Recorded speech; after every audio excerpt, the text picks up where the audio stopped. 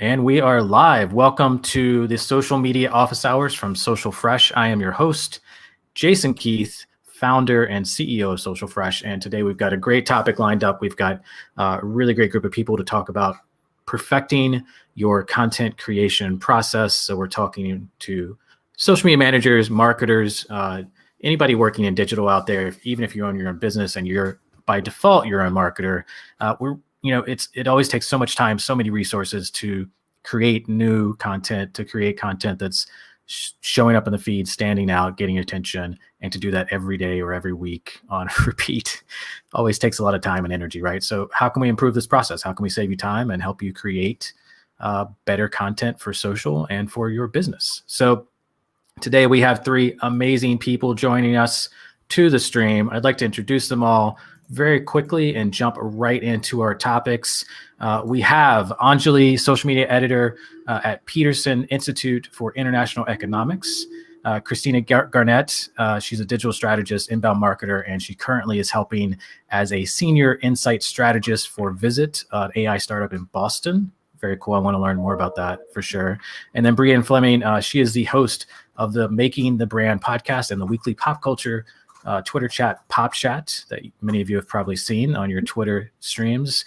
And she's also an instructor at the University of Florida. Thank you all for joining us. Thanks for having us. Thanks for having us.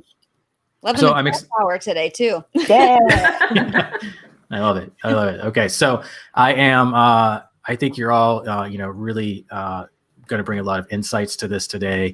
I'm really curious what your first instinct is. Like, is there something in your career and your personal experience, and I'll start with you, Brianne, that has really been like a game changer, or once you maybe it was figuring out what brand voice really was, or like the right way to do your content calendar, something that automatically just started saving you time and brain power when creating content? Yeah, especially when it comes to personal branding, it got a lot better for me and a lot more comfortable when I realized that my brand voice is just my voice as who I am as a person. So that has helped me really understand truly what authenticity means. And I was thinking about it this morning that I feel like I'm being my authentic self on Twitter because people who follow me are sending me the same memes and tagging me in articles that my best friends are as well, that I know personally. So I think once you kind of let go of that idea that you have to be this buttoned up professional version of yourself and just be you, that's when you'll have that breakthrough. Well, I think that applies to businesses too. Once you have actually realized what the brand personality is, what the brand voice is, makes it much easier to actually create content. All right, that's not going to work. That's not us. But this angle on it is doable, and we've done that before, and this is how we can do it, right? Absolutely. Yeah. And taking that creative risk and not being afraid to just have fun with your brand. You don't always have to be super polished all the time. Yeah, so when I joined the Institute, my role was new, so there wasn't really any voice there for me to try and figure out. I just had to sort of jump in and figure it out. And so for those first couple months, because it was new, I was new, we were starting a new social media strategy. That for the first few months there, I really tried to keep it a little bit more buttoned up and figure out sort of what the audience liked. So we're a research organization, so we are a little bit more serious than some other brands.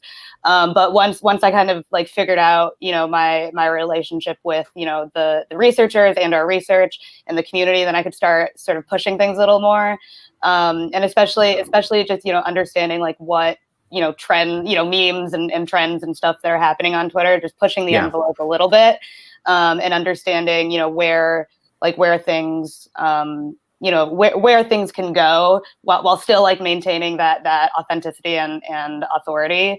And now it's been maybe almost 2 years, and we're definitely more fun than we used to be, and I love that. Did you decide to focus on one platform to kind of get one platform right at the beginning, or did one feel more natural to kind of start? Yeah, so we definitely focused on Twitter at the beginning, and that's still our main platform. When I had first joined, there was actually an Instagram that our digital manager was kind of using, but not really. And I was like, okay, well, we're not using this, so I'm just going to get rid of it. If we choose to pursue Instagram, which I am now thinking about 2 years later, then we'll invest in that. But like I got rid of that like real quick, because that's just not where our community was. Definitely our community was on Twitter, and so I decided that's where we're going to focus, and it definitely paid off. Let's see. We have. I remember Peterson signed Bunny one time, and it was great. Yes, I love the sign Bunny, because it's really easy to use that format to get like a short message across, and it was fun because a lot of my coworkers are less familiar with Twitter, and they thought it was like awesome. So that was really fun. Yeah, it was brand new to them, so it was really fun to sort of introduce the funner world of Twitter to some of these researchers. I mean, one thing I've learned with all the businesses we've worked with, and even when we, run our own social at Social Fresh, is that once you dial in one platform, once you get really good at Instagram or at Twitter or whatever it is, that bleeds over, like that expertise and the learnings of really dialing in your culture and your purpose for that content really bleeds over to other platforms. So Nathan Allback, obviously from Steakum, is in the audience, and I can see that with their content, right? Like he really nailed the voice on Twitter. So when he went to TikTok or YouTube or something like that, he kind of knew which pieces that he could move over to those platforms and still maintain the same voice. Christina, what about you? Has there been one big improvement in your process over your career that's helped you save a lot of time in kind of the creation zone of social? Absolutely. I think this year is really dedicated to relatability. I think we're seeing that with Microsoft. We're seeing that with McDonald's. It really has become this shorthand to connect immediately with your audience, because we are all kind of living on social, whether that's on Twitter or Instagram or TikTok. The reason why those memes, especially the stuff that's starting to replicate on TikTok, is because we see that and it resonates. It feels like something we could do. It feels like something that we can understand. That's why you're having these communities really flourish. You have Witch Talk, you have Harry Potter, you have brands, you have everyone collectively talking. And because everyone's in that singular place, and everyone's kind of remove this shell of perfection. I mean, like last year, you had to be like a size 2 in a bikini to be seen as relevant, or you had to have like a fashion closet that was absolutely absurd. And now I just want to know what you're actually thinking. Like, what are you doing? Make me laugh. Like, what are your thoughts on the world? And that was one thing that was really powerful about Steakum, is when they did that misinformation. When they did the misinformation post, it was a brand basically saying, we live in this world with you, and we are seeing what you're seeing, and we want to do something about it. Even though you never would expect us to come from us, you're doing that. And then Microsoft did this. They're doing like really cool stuff. They're sharing like old screensavers on Instagram and Twitter. When the Xbox launched, they made that meme about like, are you proud of me, Dad? I mean, it is really, really kind of showcasing that even though their brand like going away from the button up thing, what they're actually saying is, not only are we not buttoned up, but we are consuming content just like you are. And that's really powerful. Yeah. I mean, I love, I mean, I think it's hard to overstate how important it is to find a process, find kind of a system for creating content on a regular basis that is sustainable. And everyone, all three of you have said the same thing, which is the best way to make it sustainable is to make sure you're not faking it. Make sure it's like true to your company, true to kind of your passion within the company, true to, whatever it is the company really does behind the scenes, whether it is really interested in kind of some of the more purpose and value focused content. If that's a part of the company, it's easier to actually, relate to both for the social media manager and for the audience. I'm curious, Brianne, to build on that, why don't we talk a little more about like technicalities? So like one of the things that we are building more of for social media managers is templates. So we came out with Instagram templates that people could download and use right away a couple months ago. We're working on copy templates and other swipe files and things like that. Have you experienced anything in your practice where you're creating a template, and a template doesn't have to be like a Photoshop file or a Canva file. It can be, it can be a meme. It can be a prompt for copy. Is anything like that help you in your personal process for content creation? Yeah, absolutely. I love to make serial content, and I don't mean Lucky Charms content, I mean series. So by establishing what the idea for that series is and building it out once and then kind of repeating it over time, you're going to become more efficient, but you're able to lay the groundwork first, whether it's from a design standpoint or just the idea itself, and you can reinvent it over time. So once you start building upon it, you're able to fill your content calendar for days and weeks, all based on one idea, because you did that legwork in the beginning and you built those templates out, and now you have everything set in place. Yeah, I love that. We're another name for that people might be familiar with is episodic content. So Anthony Yepes, who was previously at Spartan Race, is speaking at Social Fresh 2020 next week specifically about episodic content. And he's I'm working on his deck with him. He made some of the same points you're making, which is once you have something that is repeatable or episodic, where you have to do it on a regular basis, you're actually saving a lot of time because you're building in whether it's here's the structure of the show. For the first 5 minutes, we do this. If it's a video show, for the middle, we do this. If it's a podcast, you have to do the same thing. So you're actually creating guide rails that require you to expend less work outside of a system, right? Right. Yeah, I think that's really helpful.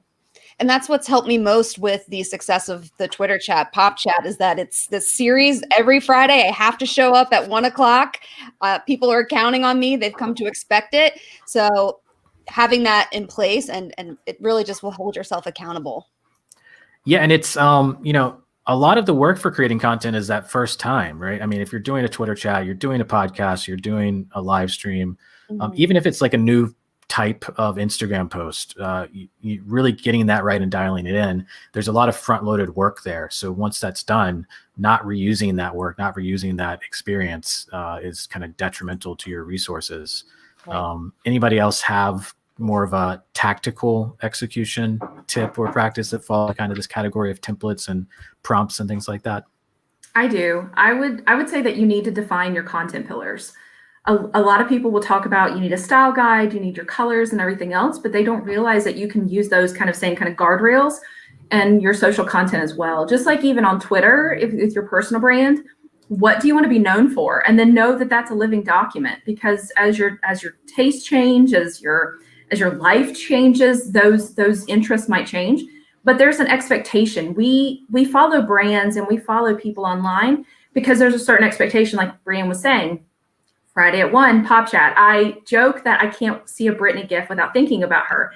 That's a part of her brand. And it's one of her content pillars. I know that there's going to be pop culture. I know there's going to be music. I know it's going to be like heavy 2000 and it's going to be glorious. But same with the Foo Fighters, though. Exactly. I'm representing. But you have these little notches and these little niches, and they don't have to be like marketing specific. It can be that you're funny. It can be that you use a certain emoji for certain topics. But creating content pillars not only helps in replicating and creating future content, but I think it's really good at setting boundaries with people who don't understand social. So those people who are sending you flyers and PDFs and saying, I need this PDF on social, and like a part of you dies inside, having content pillars that say like, this is what's going to live on this channel. And it can be bare bones. It can be very like minimalist, but this is what's going to live here. This is what this kind of voice looks like.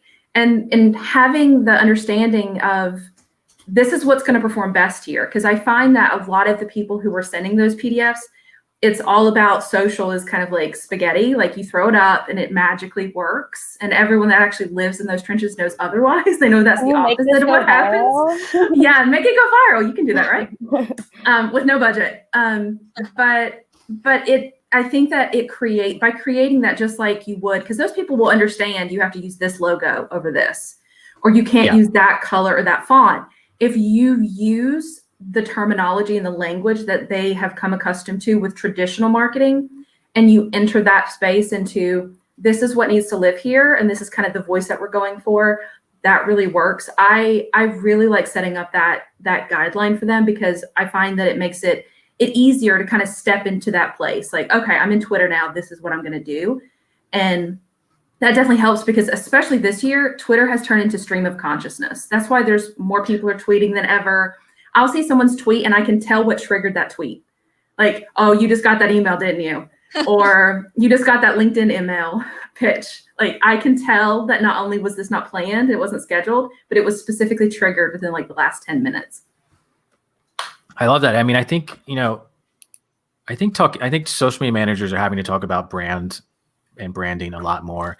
And it's sometimes this, this idea in the clouds that it's hard for people to grasp. But some of the things you mentioned make me connect it right back to brand, which is when you have a clear list of defined things, these are the things we want to be known for. It also translates to the audience. These are the things these are the reasons we should follow this account. These are the reasons we should subscribe to this content from this brand.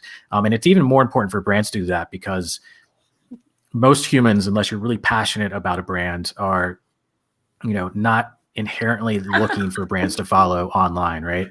We're not looking for brands to follow as much as we are fellow humans online. So a brand really has to be specific about the benefit to these followers and having content pillars, having that consistency. That's a big piece of creating your brand in digital and social. So I think that's really key. And also, of course, that consistency in that system makes it easier to create content. Anjali, do you have anything to add to this kind of technical piece of it? Yeah, I mean, I think, something that is really important is thinking about, why are people following you? Like, what do they want? It doesn't really matter what I want to put out there. It matters what they want to get from us.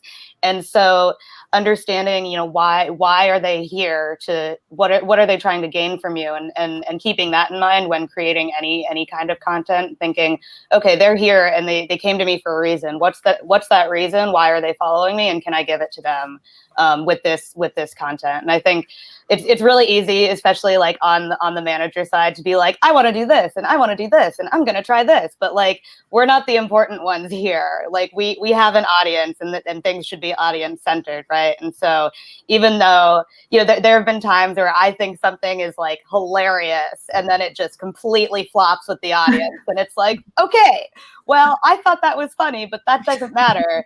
So I'm not going to do that again. And then, there's stuff that like I thought that I was like, okay, here's something that is kind of like average or mediocre, and then it performs really well. And it's like, oh, that's what you wanted. Okay, I'm going to do more of that. And so really listening to and look, and now we have so many engagement tools and analytical tools to see exactly how content has performed.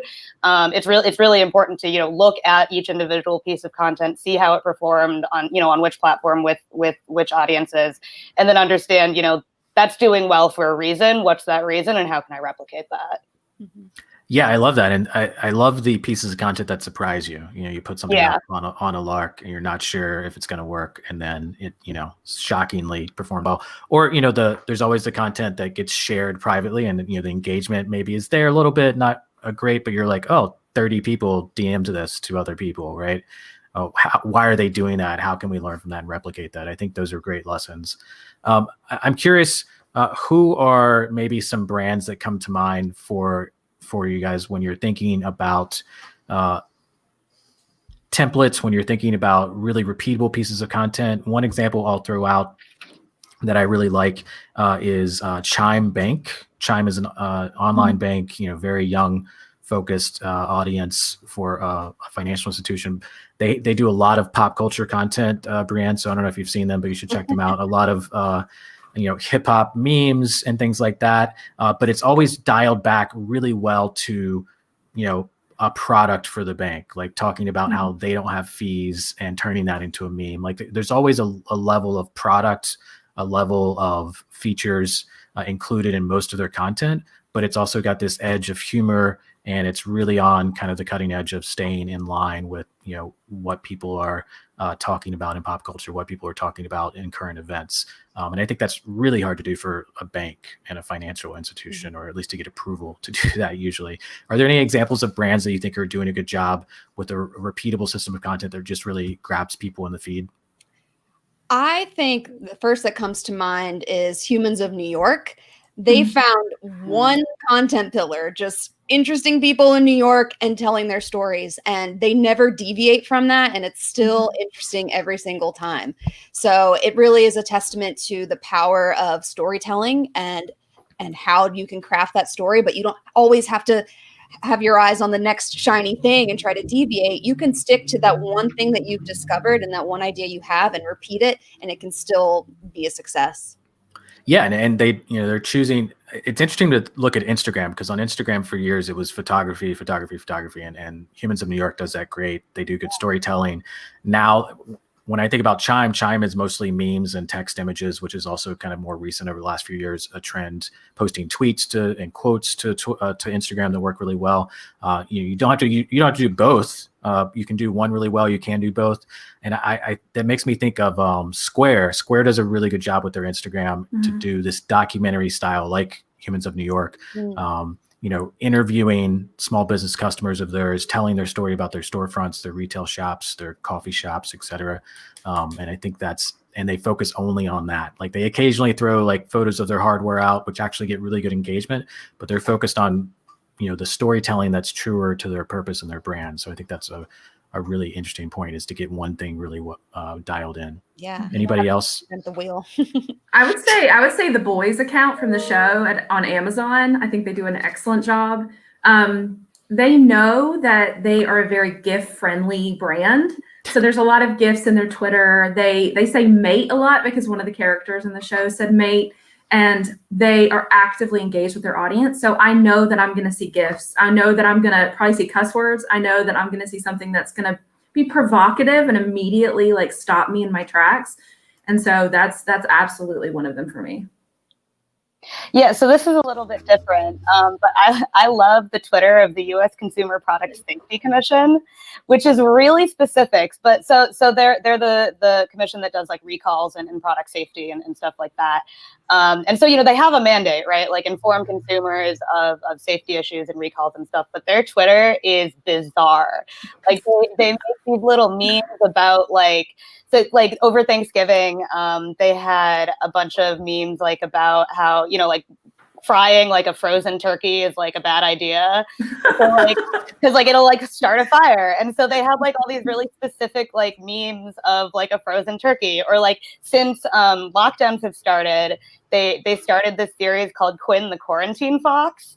And they make these little memes like with Quinn the Quarantine Fox, like telling, like for families like with kids, like, kid proof your house like in this way, or things like that. And it's so interesting to me because it's a government account. This is a government agency, and I don't know like who approved this, but it's really random and it's really fun. And like, their mandate is boring, right? Like, oh, product, and they still get like the information out there. If like, I think there was some stuff like, some car like had some issue or something. So like they still get the information out there, like of this car, like, this model is being recalled. But like the way that they do it, and then they add stuff onto that, is really like nothing I've ever seen in like the government policy space. And I think it's awesome.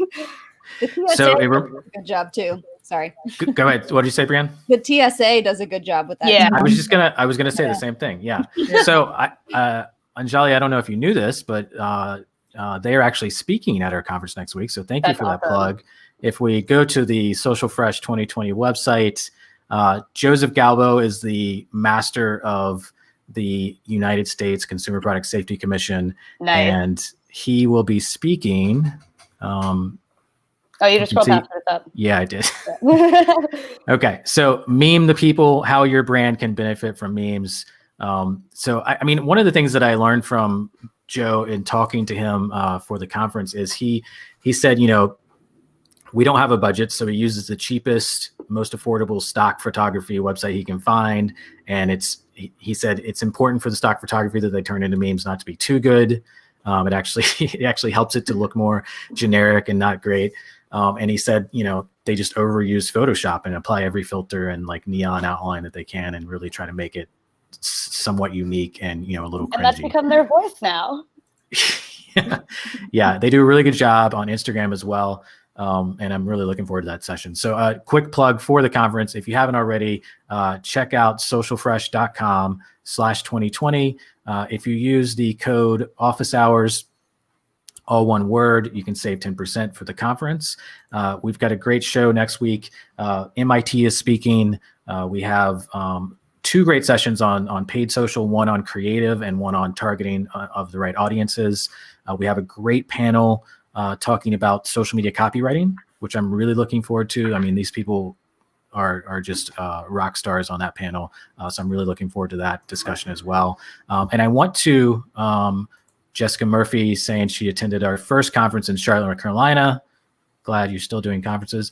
And that was 11 years ago and 25 conferences ago. So thank you, Jessica, for tuning in today. I do want to pivot on that copy message, though. So how important is it to, number one, become a good copywriter for creating social media content, and number two, kind of practicing and honing that art and developing it to adapt to whatever the trends are and the times are in social? Well, very important. I think we would all agree. It's priceless. Are any of you copywriters, or did you have to kind of learn copywriting? I do everything. Yeah. Yeah. Do it all. Yeah. So yes, I guess. Yeah. There's Brianne, definitely a finesse to it, though, that you kind of Yes. have to have. It's something that, as an instructor, I found that there's a piece of it that I feel like really can't be taught perfectly. Like there's a lot of judgment in it. That you just have to kind of tweak it a million times, backspace until you hate it, till you love it. But yeah, there's just that finesse that makes it special. Something that when I was first like starting out in my career in social media that a friend advised me was, if you're trying to figure out how to write something, if you have some copy that you need to get out and you're not like sure, how like what it should say, is write it 3 times in different ways. And so you have 3 different versions that makes you think about, that makes you think about like, what am I trying to say here? How am I trying to say it? Like, how many characters do I have? And so like forcing yourself to write it in a couple different ways will force you to become a better writer, and also help you understand, your voice and then the brand's voice and how those two overlap. Mm-hmm. And I mean, one of the things I speak about at the conference and other events sometimes is just better creativity practice, better ideation, brainstorming tactics. And I love that, because the thing that I tell people to do is to start with bad ideas. And that's a really easy way to have, 10 versions of something, because if you're not putting pressure on yourself for those 3 examples of the copy to be perfect, it really helps you just get them out of your head and get them on the page and start to see that contrast. Oh, I can do this with a sentence. Oh, I can do this with that first word, or I can do this with the subject of it, et cetera. So I love that, write it 3 ways. It's a really short, easy thing to remember that people can try. Yeah. And write as if you're talking to a friend. I mean, the more you can simplify it, the better. That's what I do when I'm stuck. Like, how can I text this to my best friend in a way that she'll understand it? I think, the thing that I'm not a trained copywriter, I wrote in different parts of my career in school. And I think, I probably have like a base knowledge. I'm horrible at grammar. I'm horrible at English. I was trying to become a journalism student, and that was definitely not the right track for those reasons alone. But I think if most marketers have like a base level of copywriting, of communicating well. And the thing that I found that really helps you improve this on a consistent basis is to have some type of archive or idea bank where you're saving great examples. This doesn't have to, this works for more than just copy, but it definitely works for copy. And I think some of the best copywriting is on Twitter, from brands, from writers, from comedians, et cetera, and just saving those and then trying to reverse engineer the great examples and figure out why they worked and what you can learn from them. Not just saving them, but actually, breaking them down. What's the repeatable lesson? It could be a prompt. It could be, I think, Brianne, we were talking about the, I don't know who needs to hear this meme on Twitter like last week or something. Like, that's a very repeatable thing. Does that work for everybody? Is it something that's going to go out of style? Is it, trying to break down exactly the pieces that work and why? So that's how you learn. I think you also need to identify your crutches. Every writer I know, they all have their own kind of bad signature, where they say amazing too much, or they use that when they shouldn't. And then they say like, kill your darlings, kill them. Like the best thing you can do is like butcher it. Like be your own worst critic. I know what to look out for you. Like when I get lazy and tired, I write like this and know what to look for so that when you're editing your content, you know exactly what to go for first. And it just immediately starts cleaning it up before you have to pass it on or before you publish. Yeah, a friend of ours, Jessica Tyson, runs Don't Panic Management, kind of virtual assistants. Her rule is to always write an ugly first draft, like to make it ugly, to make it, you know, your worst tendencies, whatever they are, just get it out, and then you take that, you know, that viewpoint of, all right, what do I need to identify that I usually do badly that I need to check for, and cut for length and simplicity and style. I think that's great. And that's an advantage of copywriting versus, well, I do the podcast also, so I can easily edit and see glaringly where I'm saying amazing or incredible or repeating myself in copy. But then I go to edit my podcast. I'm like, God, I did it again. I have to try to chop all this out or re-record it. So it's great that it's in, you know, live text where we can chop things up a little bit more easily. That's pretty funny. I like that. So what skill set do you think, outside of copywriting, is maybe the next most important for social content creators? Is it like, do social media managers need to be able to understand storyboarding for video? Do they need to be good designers and using Photoshop or Canva? Like what would you recommend that people develop in that skill direction? Listening. I think understanding the platforms that you're writing for and on, and spending a lot of time, you know, like every social media manager I know spends too much time like on the internet in the trenches of Twitter and Instagram and all the other things, because, you know, that's our job. And we have to know, you know, what are people talking about and how are they talking about it, in order for us to produce content that fits, you know, into, especially on like Twitter and Instagram. Like it's just an endless feed, right? So like you got to figure out like you have to fit into that feed, but stand out enough that people will stop and read your content. And in order to do that, you have to know what the topic of the day is, or, you know, what the meme of the day is, and really understand, you know, what other people are saying so that you can figure out what you say to stand out. I love that. Really agree. I would say you need to get comfortable with data. A lot of people think of creative types as very much one part of the brain versus data and analytics being the other part. But as a social media manager or working in digital marketing in any kind of capacity, if you're a team of 1 or a team of 10, you're going to be looking at data. You need to know what it means. You need to be to understand what are the insights that come from that, and what are the implications? What do you need to change? What do you need to push even harder on? So you gotta be able to do both. Yeah, and I think that dials back to some of the earlier points, Christina, of using templates, using content pillars, because data for one post tells you something.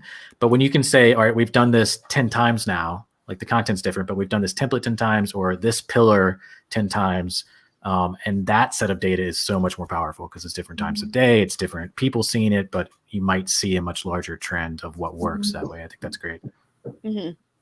Yeah, and this is more of like a cheesy soft skill, you might say, but I always say that people in social have the biggest hearts, and you have to, because you are the ones interacting with those customers who are happy, who are sad, who are frustrated, who turn to you. And that's really how you have that empathy is you have to have a heart for people and a desire to help them and to share their story and to have that passion for your audience. You know, I think a lot of times maybe some other people on your teams or executives in your company can kind of get caught up in sales and the bottom line, and you're the one in the trenches reading the comments, reading the real sentiment of your content and the pulse of your audience. So you really need to know how to respond to people and have that empathy. And I think it's a testament to why marketing Twitter is such a love fest, because all of us are probably a bunch of teddy bears who just love people and want to help each other and just really do right by your audience. I love that. You really do have to be like a geek of something, right? You have to be passionate about something to really do well in one direction, whether it's about your company or about the platform. I think any of those are helpful. Well, thank you, everyone. You three are amazingly smart, and thank you for sharing your knowledge with us today. I'm going to let each of you do just a closing. Where can people find you? What are you working on? Is there anything you want to let people know that they can support before we do some closing points about the conference? Brianne, we can start with you. Yeah, I appreciate that. So, as Jason and everyone mentioned, I host a Twitter chat on Fridays called Pop Chat, where we recap some of the pop culture trends for the week and the conversation and discuss the marketing lessons behind them. So, you can imagine on Friday, we're going to talk about the Lady Gaga Oreo partnership. Just a lot of fun things that are current and in the news. And yeah, it's Fridays at 1. I'd love to see you guys there. So, thank you for the support. Nice. I'm looking forward to that. Christina? Hi, you can find me across social at that Christina G. I work at a AI tech startup in Boston called Visit. We do visual intelligence through AI audience lenses. You can check out and learn more about what we do, especially for content creation that's visual at visit.com. Awesome. And Anjali? So I work at the Peterson Institute for International Economics, which is a nonprofit research organization. And I care a lot about economics, and I think everyone should. So follow us at PIIE. My job is to make economics understandable, and hopefully I do. I love that. A lot of great things. Thanks for sharing, everyone. One last pitch for the event. I want to make sure you are all aware of the fact that we're doing a workshop that specifically speaks to what we all talked about today. And this is my session for this year's Social Fresh Conference, Get Unstuck, 4 Steps to Create Better Content Faster. And this is going to be a deep dive. There's going to be interactive elements. We're going to walk through some of these lessons that our smart guests today have outlined. But I really want to give you the behind the scenes of how really good creatives in social work and how you personally can improve your process, how you can improve both how you think about creating content, the technical aspects of creating content, coming up with better ideas more quickly, as well as just creating a repeatable system that your content gets better, where your content gets better over time. And we're going to really dive deep into this and give examples, and also ask you to go out and pick some brands that you follow, create your own idea bank, create your own template, and things like that during the session. So it should be a lot of fun. I'm really looking forward to that. And if you haven't already, go to socialfresh.com/2020.